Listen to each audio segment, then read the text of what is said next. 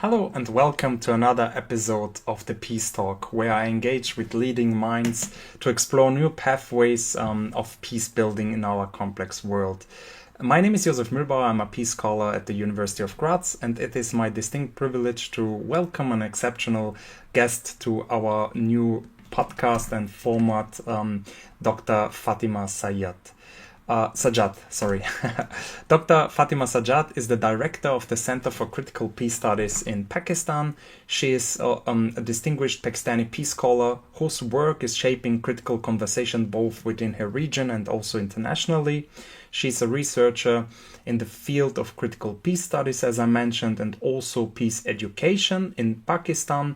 Her fields of research contains contemporary education, in and outside Pakistan, ideas for building peace through education, and last but not least, within this framework of education, she argues for empowering voices of the global south and for decolonial thinking in global studies and political sociology.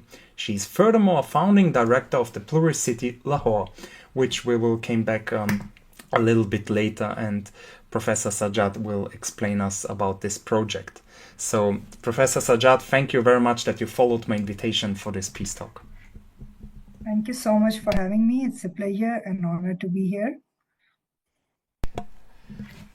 As the director of this mentioned Center for Critical Peace Studies, what is the core mission of this center and how does it fundamentally differ from traditional peace studies or international relations institutes? So what is the, so to speak, the critical part of critical peace studies? Okay, thank you so much. So generally, I shall try to explain a few things about the social sciences and the domain of international relations and the peace studies. So international relations, again, first of all, we need to understand that all the ideas and theories and or the different perspectives that we have, including the different disciplines that we have, they are born in a certain historical context. So the theories that we engage with, the ideas that we engage with, and the disciplines that were born and constructed, they were all born in a certain context. So the social sciences are also born in the context of 19th century when half of the world was colonized. And this was born in Europe. And a lot of what social sciences is about is remains connected to the colonial project of the Western powers. So we need to understand social sciences and some of the disciplines, including international relations in that context.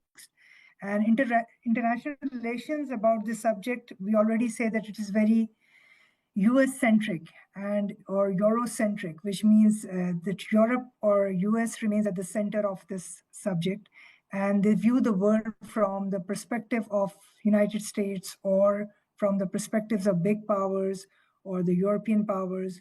Historically, it is again born in the universities of the global north. So that is one of the problems with international relations. Peace studies, when it was born as a critical perspective within the international relations.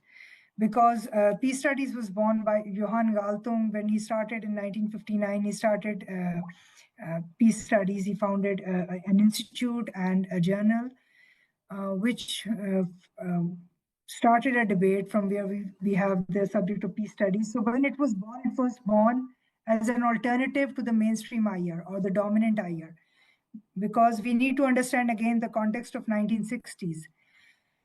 And Oliver points out that in 1960s, the subject of security and the subject of peace, there was a divergence between them. So security studies was generally the big powers or the governments or the people in power. They were talking about national security in context of the Cold War. But in the same 1960s, we see the civil rights movements. We see the anti-Vietnam War protests, which were happening in the streets. There were environmental movements happening in the streets. So peace studies is born out of these movements, especially the anti-Vietnam War movement and anti-nuclear weapons movement as well, and civil rights movements. All of these joined hands, and this was the context of the resistance on streets, which gave birth to the peace studies as conceptualized by Galtung, because Galtung defined violence very broadly. Now, the Galtung's definition of violence is at the center of peace studies. It is the foundation of peace studies.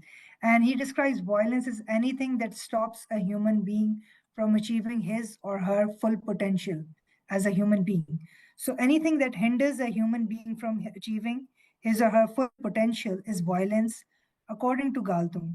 And he gives a central importance to the idea of structural violence. And when we start questioning the structural violence, which is the normal of our life, this is definitely a very, very critical take on the normal way of doing things. So peace studies originally, as conceptualized by Galtung, was a critical alternative space within international relations. But despite giving this central importance to the structural violence as peace studies we see as it was developed in the North, there is one particular part of structural violence which it largely overlooks, which is epistemic violence. And epistemic violence is again silencing of the people. And again, we see that peace studies, just as IR, is very much North-centric. Most of the voices that who are speaking for peace are the voices of the global North, or we have the American or the European speaking for peace. So we are critical because we raise the question, who speaks for peace and why? And why the global South, which is 80% of the world's population, why are they silenced or marginalized or discredited in peace studies? And we point out that peace studies, because it gives so much importance to structural violence, it's very important for peace studies at least to be mindful of the epistemic violence that we find within this domain. So we try to undo this epistemic violence by amplifying the voices of the Global South scholars. That is the mission of the Critical Peace Studies Center. And that is what we strive to do. And I think especially today in 2025, it's very important to understand this, because structural violence, we do see that the dominant sources of knowledge, I think that the credibility of them, I'm going to talk about Gaza, I'm going to talk about Palestine as well, and how that has really discredited a lot of dominant knowledge of IR and peace studies. And I'm going to talk about when I'm explaining the concept of epistemic violence further. Thank you very much for your insights. And to the audience, feel free to ask any questions and send us comments, and feel free to subscribe to our YouTube channel. Also, I would like also to move the attention to the great second international conference on critical peace studies that you held, that the Center for Critical Peace Studies provided. It was a great platform and scholarly engagement, and I attended it. I also wrote some sort of report. I was very, delighted, and yeah, I learned a lot. And there, for example, maybe you can also touch on the conference, and you can make a sum up what happened there. What I took from this conference was, for example, Professor Richard Jackson delivered a powerful, remark. Also, he was invoking Walter Mignolo's concept of epistemic disobedience, and I got goosebumps when he talked about, all the contemporary, concepts and philosophy, and he argued also about Gaza and the ongoing conflict. So yeah, and the whole conference was great. So maybe can you touch upon the idea behind this conference, and also maybe we can elaborate deeper. We dig deeper into the concept from Walter Mignolo's epistemic disobedience. So these two would interest me. Thank you. Okay, thank you so much for attending the conference, for being there, and for writing the report. Thank you for amplifying the voices, because we do need such support when we are doing this kind of work. So one of the things, one driving force for doing this conference was we were standing for the voices of the global south, but especially since 2023, I think our work has become extremely important. And the purpose of doing this conference was that I think a lot of how we understood international relations and peace studies has changed in the past 2 years. So we had the first conference of critical peace studies in 2023, before the recent violence in Gaza started. And I think within the past 2 years, a lot has changed. So I think one thing we must realize is that we right now we have to be mindful and very conscious of the present moment. And I think the present moment, what we are witnessing is nothing short of a Holocaust. So we are living in times of a Holocaust, and we are watching it live on our cell phones, on our videos. Everything is very well documented and reported, and we watch it every day. The starving children, and again, the images that we could not imagine we are going to witness in our lifetime. So we see all of this, but the mainstream knowledge domains, they try to unsee a lot of that.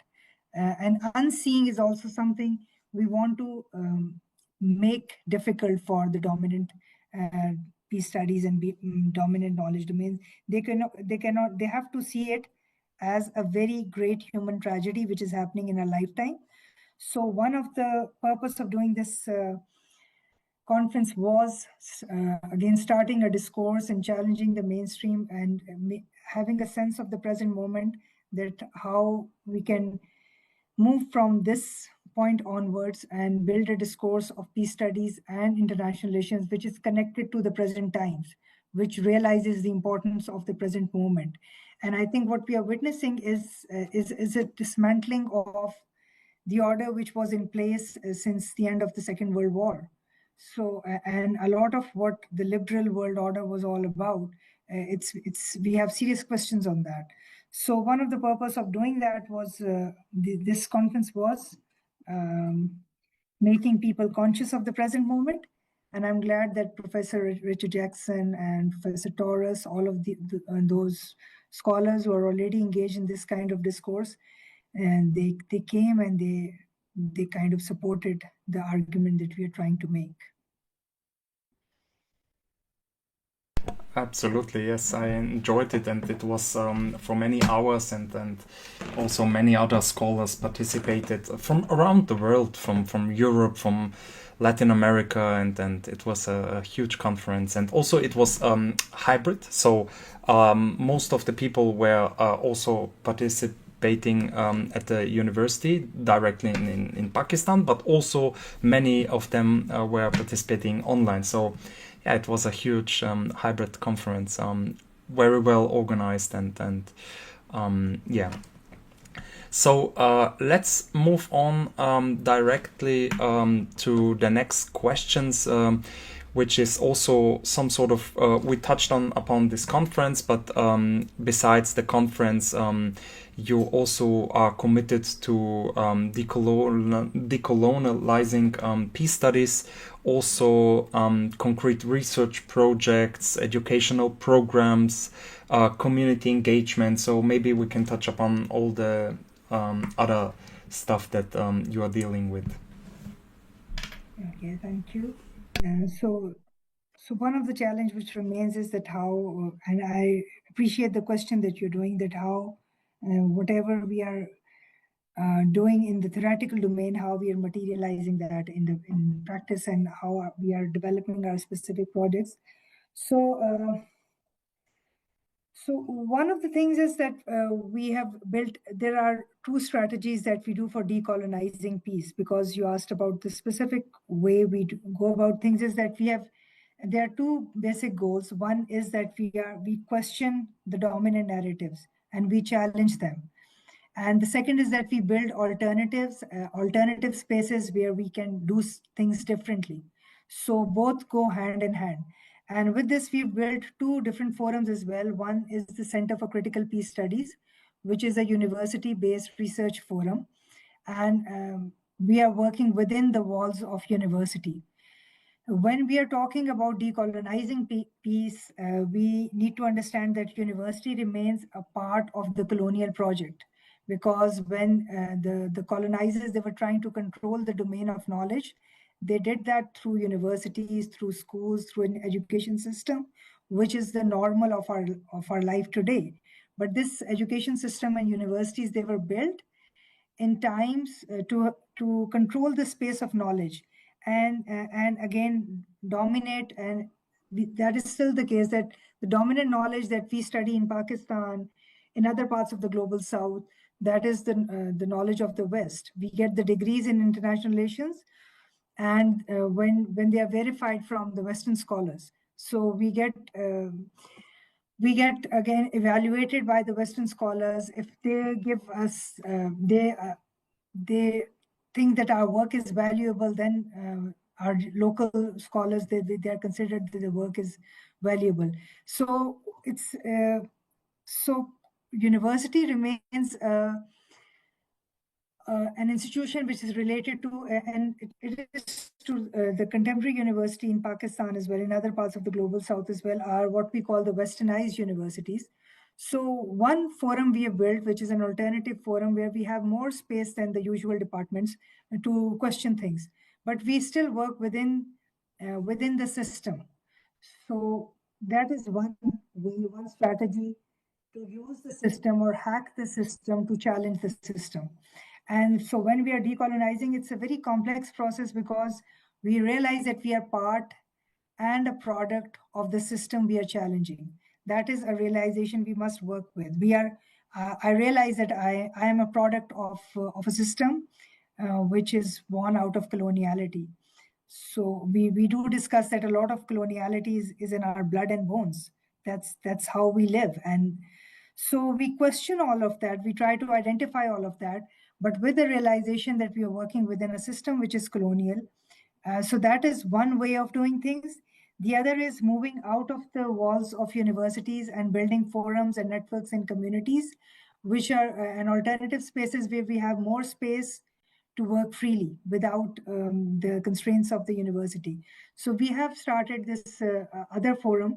There are some like-minded scholars, and it is a locally rooted, globally connected forum, which we call the Pluriversity Lahore. And we have a channel where we continue to have these debates, and we continue to have different courses as well, where we engage the local people as well.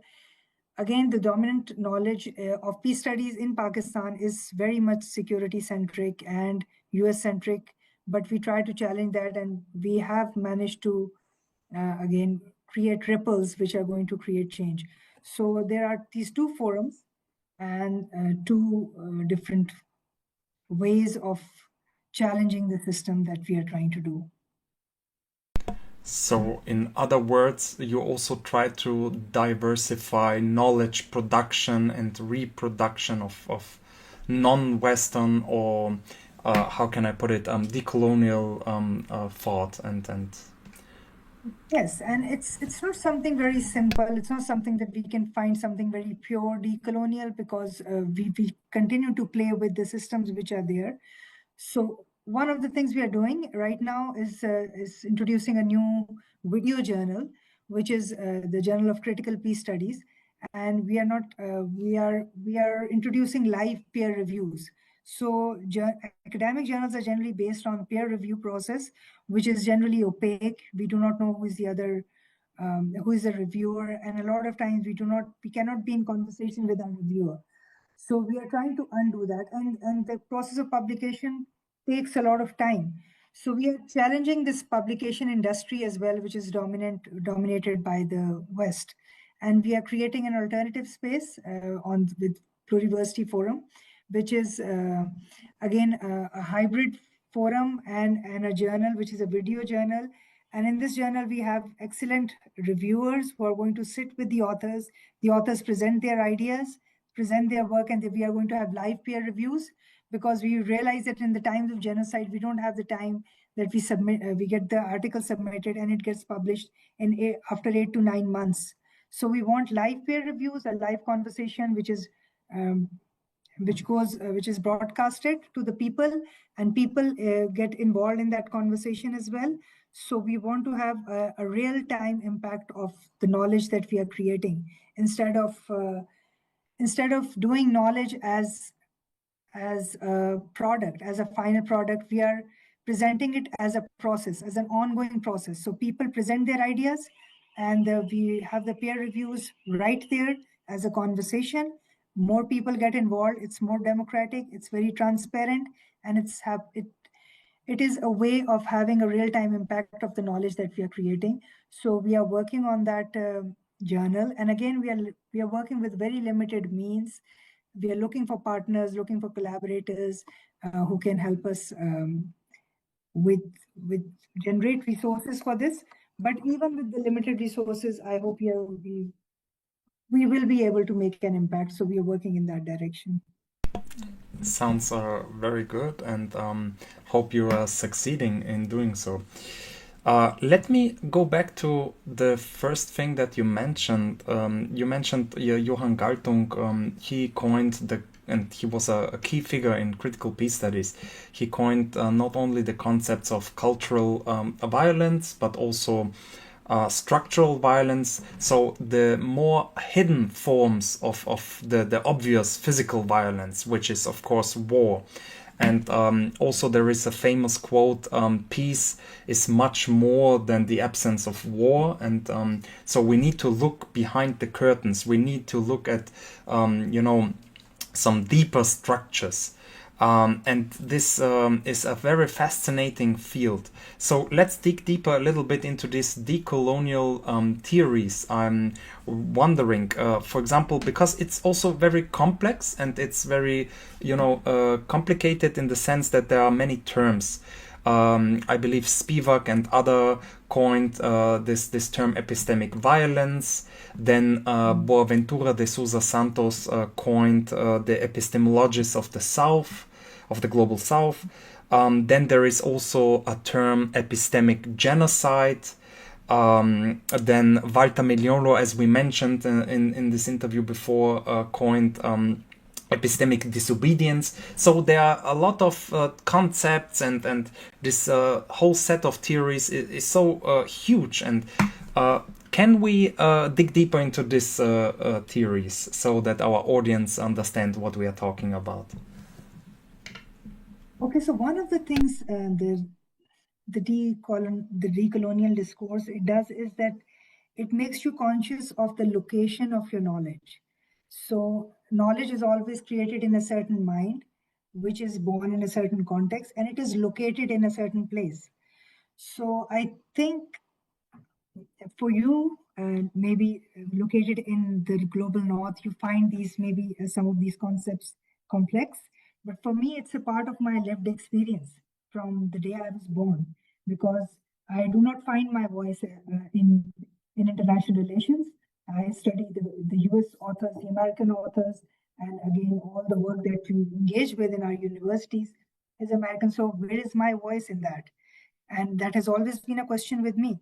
So it's a part of my lived experience. So when Mignolo talks about, he talks about a colonial wound, which is common in the global South, because the global South is created through this process of colonization. So I can sense what Mignolo is saying when it talks about a wound which is common in the global South and all the colonized and racialized people. So we do understand it because this is the only IR or peace studies that make sense to me, because that is the part of my lived experience. And I find my voice in this, in the idea of epistemic disobedience, which means it doesn't make sense to me what an Enlightenment scholar, maybe I can get some insights from an Enlightenment scholar like maybe Kant or Rousseau or also, but a lot of that I cannot relate to. But so where are the voices? How because a lot of my knowledge will be connected to my experience in my land. So I have to disobey, and I have to talk about my voice, and where is that? And the other ideas you talk about, for example, epistemic violence, it's again marginalizing, silencing. And remember, when I say global South, it means 80% of the world. That's a huge majority. So a better word is the global majority. So the voices of the global majority, we call international relations international, but generally the international we talk about is US or Europe or maybe Australia or now China. But we don't have the voices of Africans or Latin Americans or a lot of Asians. We do have voices, but the central voice is always the European or the American. So we are critical because we try to center Africa, we try to center Latin America, not just include them, but center them because and see the world through our perspective, through our lens. And a lot of scholars, decolonial scholars, they talk about this double sight that we have as a subaltern. And the subaltern gaze, we understand the world from your perspective as well because we have engaged that knowledge, and we understand the world at our level as well. So we are always have that double sight, and that gives you an edge because to understand things and how they're working, and to understand some of the complexity that goes with all these terms that you talked about. To me, they look pretty simple because they've always been a part of my life. So you name it, I'll explain it from my experience. But but it is always a knowledge to me when I find that some of the scholars in the Europe, they find it difficult to understand because maybe that has not been a part of what you have experienced in your lifetime. So one of the important things in decolonizing discourses is talking about the location of the knowledge, the context of the knowledge, and again, giving credit to the local knowledge system, the indigenous knowledge system, which have a lot of wisdom, which is again a different worldview. And there's so much that we can learn from the Africans, from their indigenous cultures. For example, the idea of Ubuntu, it is presented as the idea against the Descartes idea of I think, therefore I am. And I'm going to say, I am because you are, because my existence is connected to you. So when the dominant knowledge of I are, they talk about, which is realism, they talk about that human selfishness, the idea of Ubuntu and a lot of other indigenous ideas, they undo those ideas because they say that we are inseparable from each other. We cannot be separated from each other. So if we are inseparable, we are connected to each other in an ecosystem, which is our land. How can, if I harm you, that's going to harm me as well. So we are all interconnected, and we cannot be separated. So these indigenous ideas they can really be replaced because they give us a different worldview. So why do I care about, I'm a Pakistani, why do I care so much about what is happening in Gaza? Because that I remain connected to that. We are all connected. So it's not that it's not going to have an impact on me. That's impossible. So this denial of our inseparability is what we find in a lot of Eurocentric discourses. And we find a lot of wisdom and a lot of connectivity with the land, connectivity with each other. Again, our relations with each other in the indigenous discourses. So we need to pay more attention to these indigenous cultures which have been discredited by the Western scholars and the colonizers. And Bruce Fogel used the terms epistemicide. So genocide and epistemicide, which is again discrediting and silencing the local knowledges, the local knowledge systems. Again, he calls it the epistemicide. And that has always been a part of the colonial project, along with the genocides that happened. Thank you for your deep analysis and insights. You mentioned now the Gaza conflict or Gaza genocide, and I'm wondering because we especially from Austria and Germany, we have a different world view compared to other nations and also compared to many of the global South. So I'm wondering, how do you look at us from in the West and also especially in Germany and Austria? Because we were talking for decades about the value-based or rules-based order, which is based on international law and humanitarian law. And now we are witnessing such a crime against humanity, and many even legal scholars or Holocaust scholars, like I had previously on the program, the famous Professor Omar Bartov, who openly stated that this is a genocide that we're witnessing. So I'm wondering how you scholars from the global south look at this liberal values and Western values, like I mentioned, the rules-based order. What do you think about? Is Gaza a turning point, a tipping point? Or yeah, what do you think? Okay, so I think Gaza is only making things, the contradictions, very obvious and very visible. They were always there within the liberal order that we call it. And the problem with liberalism is, and again, this is what I argue in my book as well, that a lot of peace studies and a lot of what we call international relations, that liberalism stands for peace and liberalism is talking about peace. But the problem with Western liberalism is that when they talk about human rights or human dignity or human life, the human they're talking about is generally the white male. And this is true for Enlightenment scholars as well. They were seldom talking about the people they colonized. They were seldom talking about the Black or racialized people. They were seldom talking about the women. And so this is the contradiction of liberalism, because they think that only this certain class is human, and all of the rest are less human. So this is what I question in my book as well, that let me be fully human. I'm also as fully human as anybody is. So that is something we always have to ask for, and ask from the people who are not really willing to listen. Gaza has always made that truth about the modern colonial world and the decolonizing discourses that talk about the modern world as a modern colonial world, because this dark side, this coloniality, has always been a part of the modern world. So up till now, maybe they've used different tactics. Again, the dominant knowledge. They've been again trying to make things vague when when to they've been kind of successful in hiding these contradictions of the Western liberalism, and we see it within the United Nations as well. It talks about all states being equal, and then it gives the 5 states the veto power. Both cannot be true at the same time. Either all of us are equal. So if we accept the liberal ideas, and if we accept all human beings as human beings, really all human beings, not just few human beings, that is a revolutionary idea. That is the radical idea we talk about. But the problem is that it's always been exclusive to the humans, have always been few people, and the rest have always been less than human.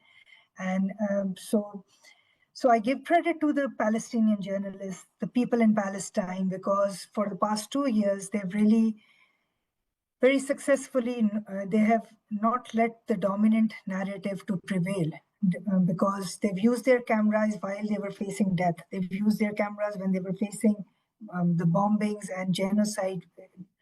They've been consistently reporting live in very, very dangerous conditions. That is again a very brave act, but they've documented all the details, and they did not allow the dominant narrative to prevail. So I think one of the things this has done, because they've challenged the epistemic violence, they've undone the prevailing epistemic violence. One of the things they've done is, in the past 2 years, one of the things I see is that people no longer trust the dominant sources of information. For example, BBC or CNN or New York Times, all of them have been challenged. They've been, I think, totally discredited, especially among the young people who can see all these things very clearly. So all these old tools of information and information control, they have been discredited by the global majority now in the past 2 years. So this is how undoing epistemic violence, this is how things turn. So that is why I think Gaza is very central to doing peace studies today and in the future. I think the people of Gaza, they are the ones who should be setting the agenda for the future of peace studies. I don't think US has the right to do that. I don't think all the Western powers who've been complicit in this genocide, they have any right to talk about human rights or human liberation. So instead of the liberal peace order, we talk about the liberatory peace order, the liberatory peace.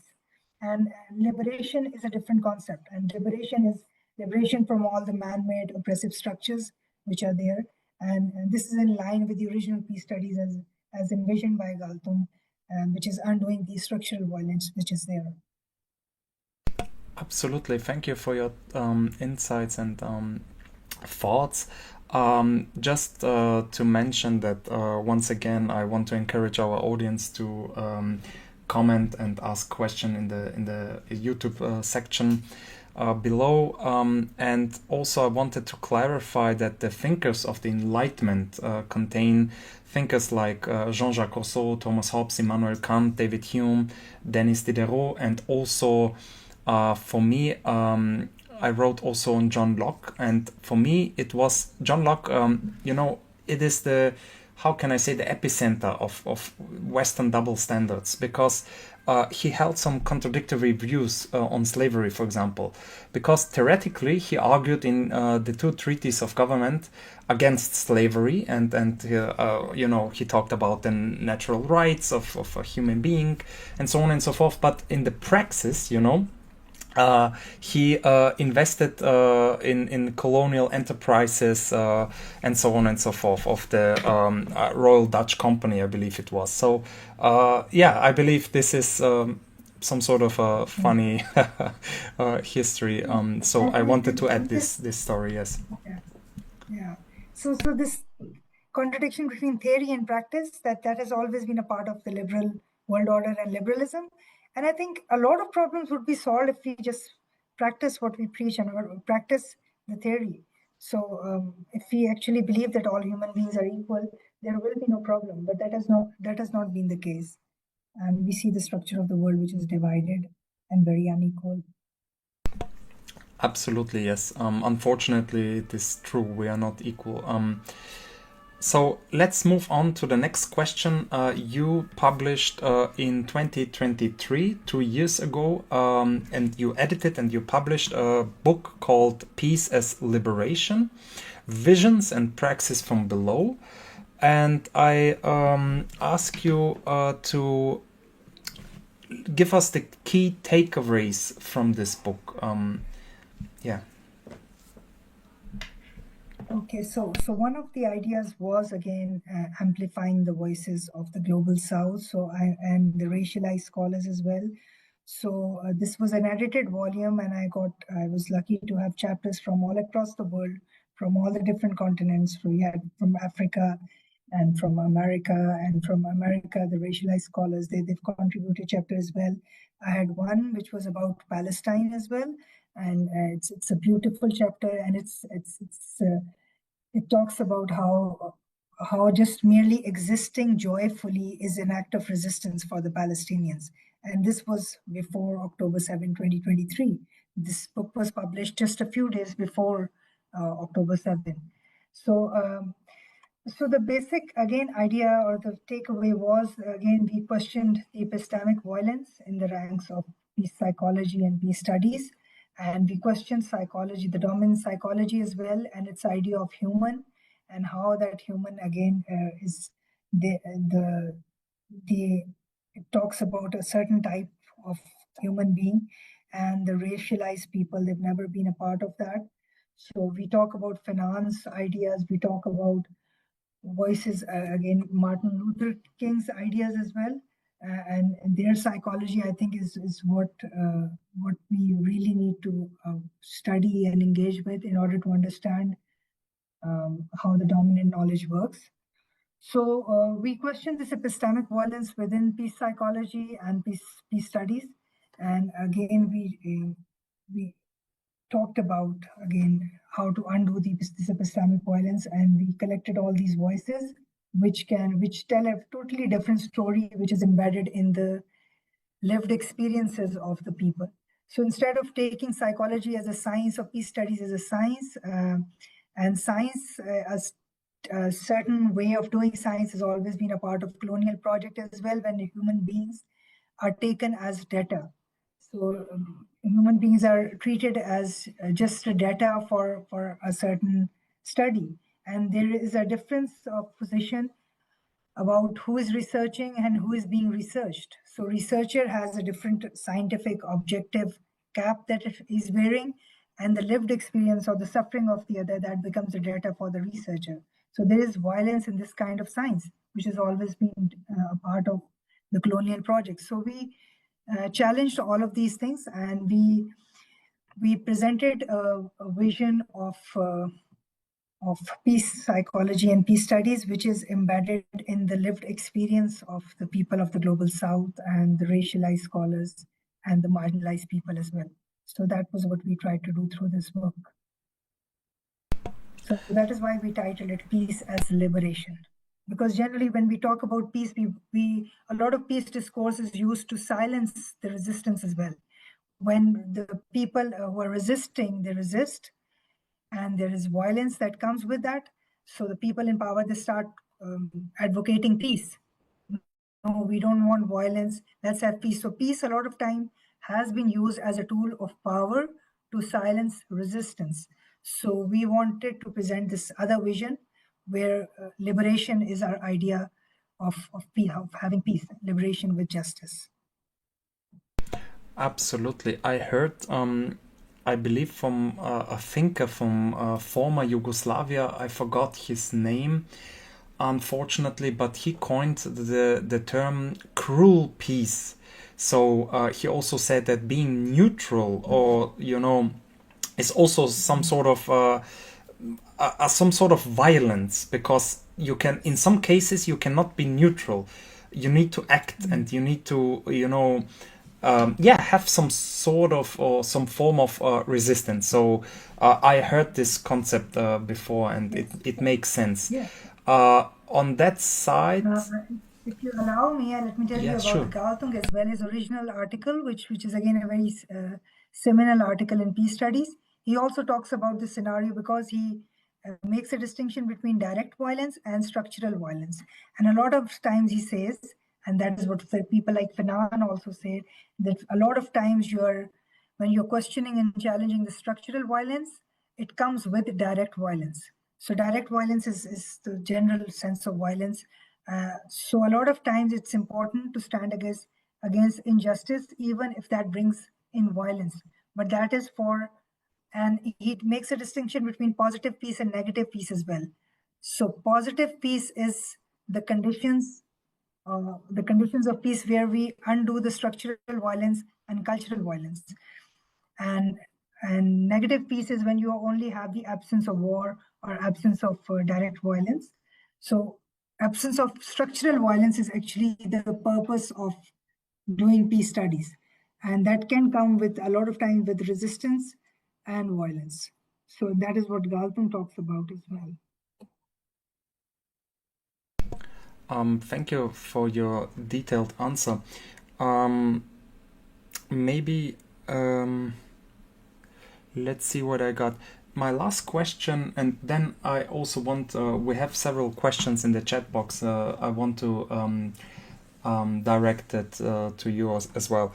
But before we move on to the question from the chat and from the audience, I have a question also related to the concept of liberation and also to resistance. Because in the German-speaking field of peace studies and also in the field of critical peace studies, I joined a lot of conferences, I traveled a lot, I spoke with several not only in this interview format, but also privately with different peace scholars. And I have the feeling that we have some sort of ambivalent position to violence and to armed resistance. And for example, I would maybe call myself a pacifist. So not every form of resistance is legit, in my opinion. And that maybe leads also to my next question. And I think in Europe there is some sort of consensus on this part, but maybe other parts of the world who are oppressed have a different view. So who am I to judge them? So don't misunderstand me. But maybe this is also my last question that refers, maybe we can refer this to how can education, for example, help overcome extremism and violence, and also how can, maybe this is a question for the global north or west or however you want to call it, how can we overcome or unlearn coloniality? How can we overcome our imperial mode of living? So maybe, yeah, there are a lot to unpack. Hope we get it. Thank you, thank you. I do get it. I wouldn't say, I'll be cautious to say that a lot of armed resistance, maybe a lot of them are not very justified. I'm not here to justify all the movements which tend to be violent. I do disagree, because in Pakistan we've had a lot of before 9/11, after 9/11, we've had a lot of experience with violent extremism, which has not been pleasant at all, and we've been at the receiving end of that. So I'm not going to justify all actions which are done in the name of resistance.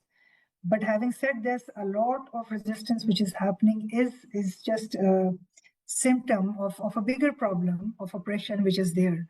So we cannot deal with that resistance without questioning those bigger structures which are feeding those resistance. So education can be helpful. I think.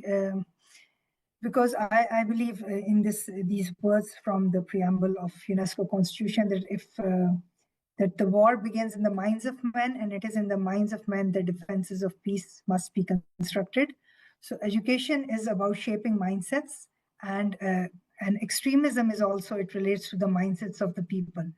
So education can definitely undo violence and extremism, because it can shape the mindsets of the people. Now, how we shape that? One of the things we did one of the things we try to do through our education projects that we do at the Pluriversity and Center for Critical Peace Studies, we try to focus on 3 key skills.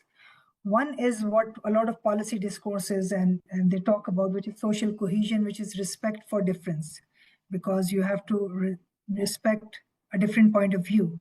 You don't have to agree with that, but you must give it respect. So that is one key skill. But this is where a lot of policy discourse, they've emphasized it a lot, because it is very much important. But this is for peace, we have to go beyond that as well. It does not question the status quo which is there. So the second and third skill is, I think, very crucial to undo extremism, which we try to build through education, which is one is critical consciousness. And critical consciousness, as envisioned by Paulo Freire and other people, is when you're aware of the injustice around you, and you read and reflect and act. So action and reflection, which are they are in alignment with each other. So we try to inculcate this critical consciousness, which comes with awareness, which comes with the reflection, which comes with a connection with your personal life experience as well. And you're constantly reflecting and acting to actually change the conditions which are oppressive, is also a part of this education. So it's not just building resilience, it's actually changing the conditions which we demand us to build resilience against. So changing the conditions and undoing the oppression as well is part of the educational projects that we do. So one skill is building social cohesion through education. Second is critical consciousness. And the third is, again, very important to undo extremism, especially, which is reflexivity. So we try to develop and inculcate reflexivity through our educational projects, which is reflexivity is questioning your own assumptions and how your worldview, what are your deeper assumptions. So while we're doing the critique of others, we do the introspection as well. We look inside as well. We do the critique of our own assumptions as well. So when we develop this skill of constantly doing the critique of outside as well as inside, and this can be developed through education and research courses, we can have, again, undo a lot of extremism which is there, because we are questioning our assumptions, we are questioning ourselves constantly, We are connecting it to the larger picture, to our worldview, to what is happening around us with the consciousness of everything which is happening. So this is again a multiple level consciousness which we try to develop through education. So I think it's very helpful, and we've seen a lot of people changing their mindsets in Pakistan through education of this kind, which promotes critical consciousness and reflexivity. So I think that that's a very helpful kind of educational intervention that we can do. Absolutely. Thank you for your thoughts. Maybe now I can pay the attention to the questions from the chat. So we have a wonderful question, and I also want to read it. Thank you for your powerful words. I have two questions. First, how do you see the future of women in academic world in Pakistan? So let's start from here. Okay, so that's something we try to continuously talk about. I think the women in Pakistan, especially in the urban areas, also in the rural areas, I think I see a transformation. I see the young generation, because there was my generation. I see a lot of things changing within one generation. So what we call Gen Z, I see a lot of women empowerment there. And I remain very hopeful. I think, especially in education, now, if you see the statistics in Pakistan, a lot of top position holders in educational institutions in Pakistan, this is on record for many years now, they're generally females. And same is true in the institution where I work. A lot of top positions, and the females are running them. So I remain very hopeful, and I remain in touch with the women in Pakistan who are speaking their mind, who are making a change. So I do realize that there are a lot of problems in Pakistani society in terms of women, but I think I do remain positive because I see a lot of change as well. So I remain hopeful for the future. Thank you for your answer. And I also see other questions. The question, I hope I understood it correctly. It's about the mass abuse of Europeans and gang rape, and is this systemic violence? I believe that the user is referring to patriarchal violence in countries such as India, that we hear a lot of in Western newspapers, also Pakistan. Yes, also in Pakistan. So is this also, can we call it systemic violence, cultural violence, or what form of violence is it? I hope I understood the question correct. And what are the maybe reasons behind it? Because you have this narrative also in the West that we are, how can I put it, in this regard, not so much patriarchal. Of course, that's narrative, but maybe we can unpack it. Yeah, but I am going to acknowledge that there is a lot of problems in Pakistan in terms of patriarchy. We do have a systemic violence, and we do have patriarchal systems. We do have microaggressions, which in the workplaces as well. And we do have a lot of violence against not only women, also children, also all the people who are the weaker section of the society. So, but the good thing about Pakistan is that people are questioning a lot of that. There are very, very bad things happening, very, very shocking things happening. But because of that shock, there is a debate as well. And I do see a lot of voices who are raising voices against them. So there is a greater consciousness among the people and the young generation to undo all these structures. So I see a lot of promise, and I see a change in the young generation, because they question a lot of things which we were not conscious of in our times. When I was in college or universities, we were not conscious of a lot of things because they remain hidden.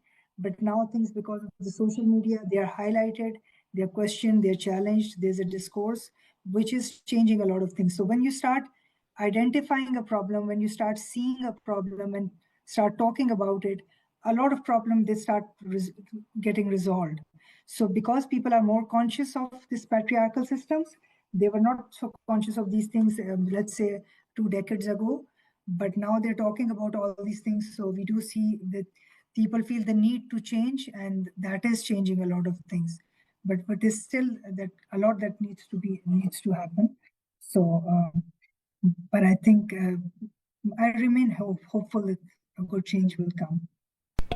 And if we try to dig deeper, for example, the nature of this kind of mass violence, it is not an individual actor, but it's constantly happening. So we need to understand this process. So maybe also there are economic factors.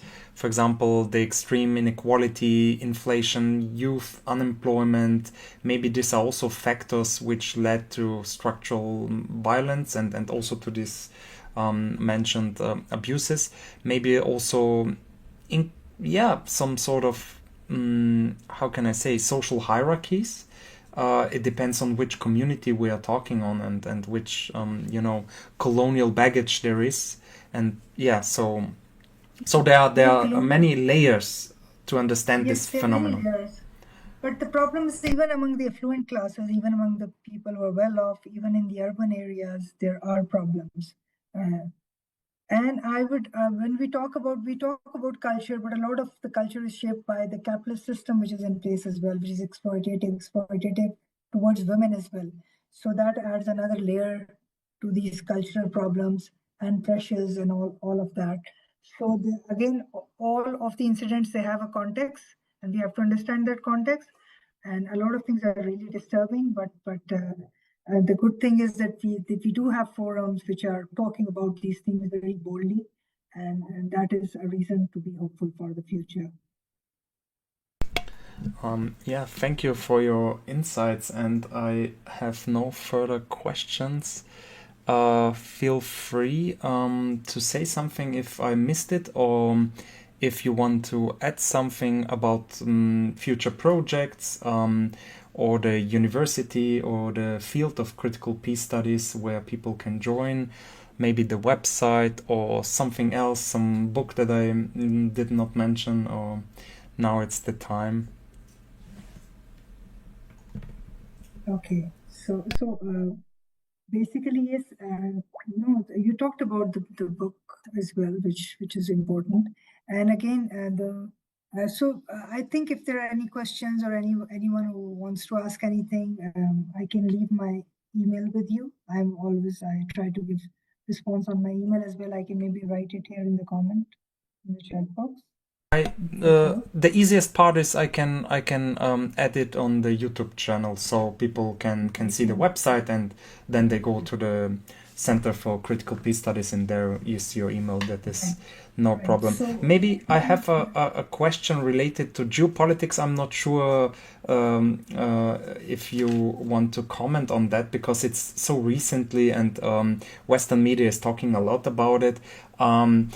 Pakistani foreign minister, if I'm not mistaken, it was the foreign minister, visits Bangladesh for the first time, I believe, in a decade or more than a decade.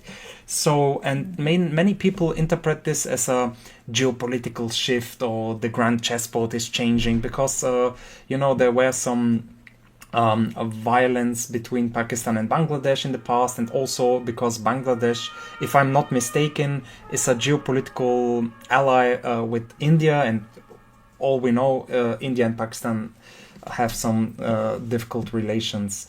So, how do you interpret this visit by your foreign minister? And maybe you are able to answer it. Feel free to answer it, to comment it. If not, it's no problem. It's just I think a top question. what we see is what we see in Bangladesh. We've seen a recent change in Bangladesh as well. So the current government, they are actually undoing a lot of violence which was in place in Bangladesh for a long time. So and I think it is time for Pakistan and Bangladesh to be very close. But there have been, on people to people level, I think there have been very really close. and brotherly. We do have cricket is very popular in Pakistan, so we do have regular visits of these countries through the cricket as well. So I don't see it as a big geopolitical shift, but I think it's important to build good relations with all the neighbors, including India. Although we do have tensions, but I think there's nothing that we have to gain from there. But there has to be a realization on both sides. And right now, the current government in India, that is, it does have problems. So that we can talk about maybe some other time. But I think it's a good move, and I think, but I don't see a big geopolitical shift if that was what the question was about. And maybe a leading up question, can you feel or do you see in your perspective and from your critical peace studies perspective and lens, do you see the BRICS as maybe more just, or how can I put it, maybe an alternative to the Western-led hegemony? And is it for good? Is it for bad? And where is Pakistan's place in BRICS, in this new upcoming, China, Brazil, Russia, geopolitical shift? I think that's one confusion that we have to clarify, because in the IR domain, a lot of people who engage with the mainstream IR, they talk about the rise of China as something which is maybe related to the decolonial.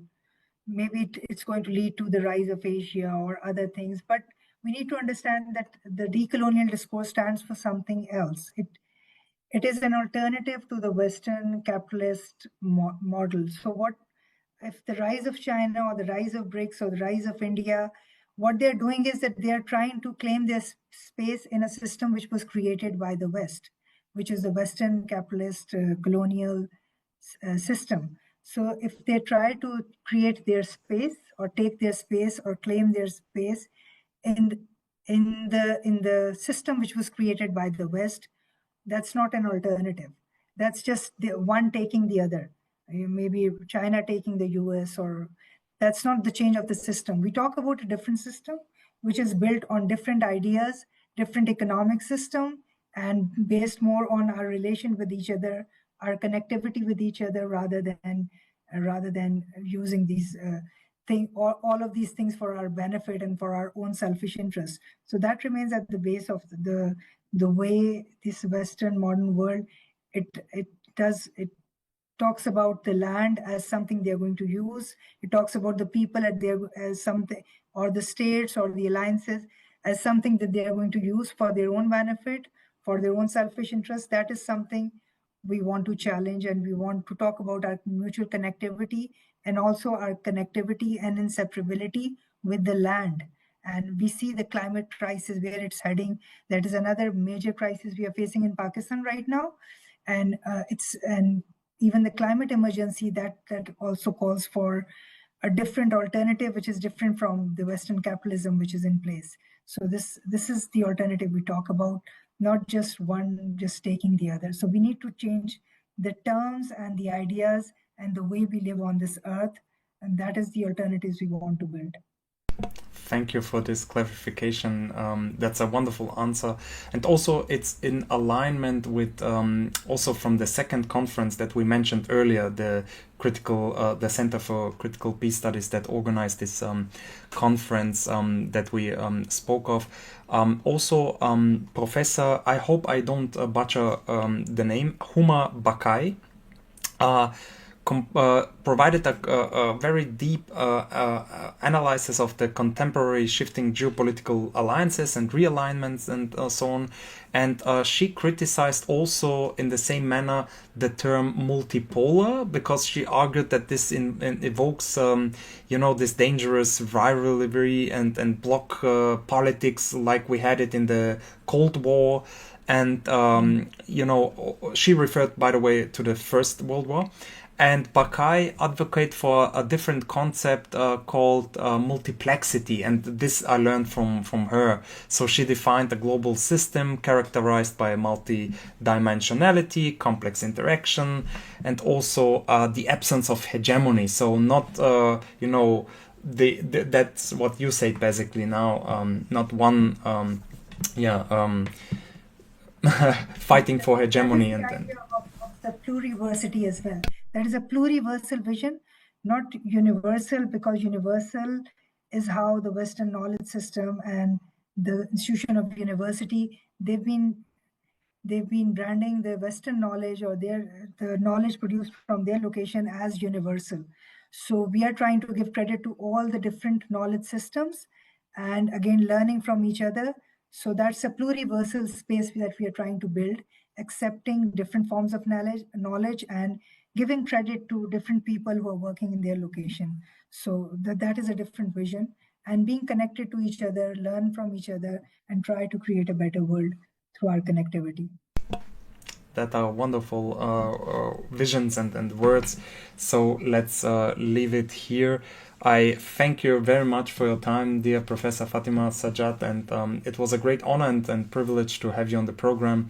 I enjoyed your books and also your presence at the conference, and hope you are doing well with your future projects, and hope we see each other again. Thank you so much for